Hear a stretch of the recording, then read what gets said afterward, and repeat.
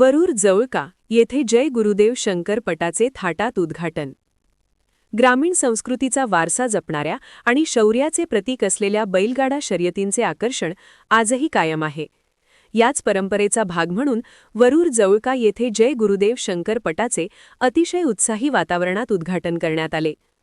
या भव्य शंकरपटाचे उद्घाटन प्रहार जनशक्ती पक्षाचे जिल्हाध्यक्ष कुलदीप पाटील आणि भारतीय जनता पक्षाचे सरचिटणीस चेतनभाऊ डोईफोडे यांच्यासह सरपंच गणेश पाटील पडोळे, गावातील प्रतिष्ठित नागरिक आणि शेतकरी मोठ्या संख्येने उपस्थित होते।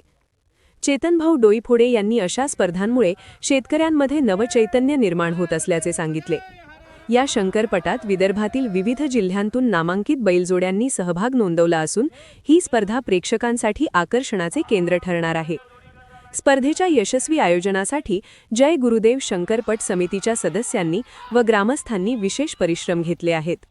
तरी बाहेर गावावरून आलेल्या जोडी मालक माहिती देताना वरूर जवळका इथं आलेलो आहोत। पट भरलेला आहे इथं आम्ही देवा बैल घेऊन आलेलो आहे आणि इथं महाराष्ट्रातून मोठ्या जागेवरून आपले बैलाला आलेले आहेत, नामांकित बैल आलेले आहेत। तिथं